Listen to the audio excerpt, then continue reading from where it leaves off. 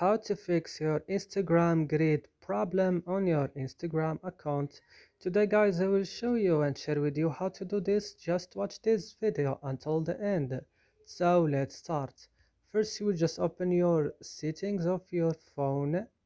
Then when it's opening, what you cannot do right now, just you will click on apps.